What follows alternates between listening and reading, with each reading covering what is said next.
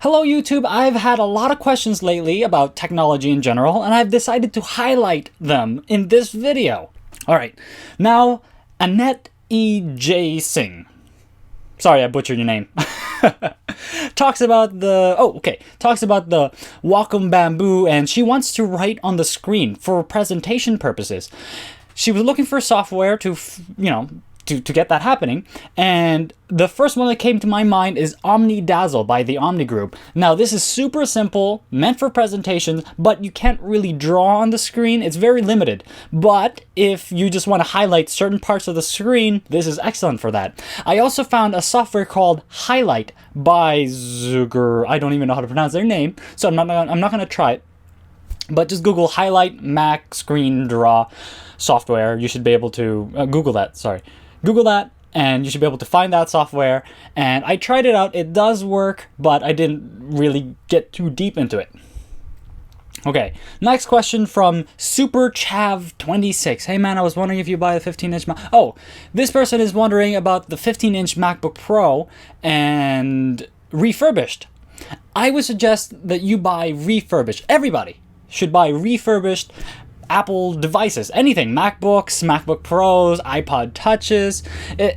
I find that they're cheaper, Apple still covers them, and Apple double checks them to make sure there's not much of a problem in them. So I suggest getting refurbished Macs if you can, and with the amount of money that you save, you can use that to buy buy Apple Care, if you were really worried, or you can use that money to go skydiving, like what I did. Bam! Alright. Oh man, I'm going to keep using that skydiving video, or skydiving photo for a while. Okay. From November Ray 666 with a red star and... Oh, geez, okay.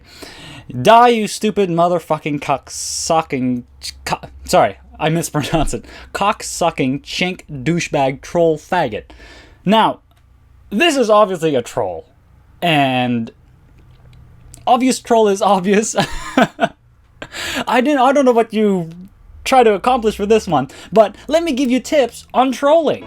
First of all, don't have 666 in your name. It really makes it obvious that you're trolling. I mean, when I saw that name, I was like, oh, okay, something's up here. And don't write it all in caps and paste it. Actually, diss me with something else. Don't just repeat things. Be more creative. I mean, you're trolling for Christ's sakes. Might as well be creative with it. So, if you are watching this video, send me another trollish thing, and maybe you'll do a lot better the second time. All right, and final question from Alpine Ant, talking about whether or not the MacBook Air 2010 is better, or which one suits him or her better, the MacBook Air 2010 or the Samsung Series 3 11.6 inch. I think that 1.4 gigahertz is just... Did you hear that? That was a motorcycle. My God, he always passes by when I'm making a video. Damn you!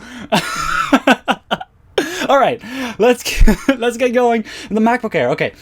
1.4 gigahertz is just right. It's fine. It's okay if you're doing basic note-taking or just basic things, web surfing. But if you are going to start running more pro applications like Aperture or Final Cut, I don't think that'll cut it. I found that 64 gigabytes was way too small for my needs, especially if I was just going to use it as a main computer.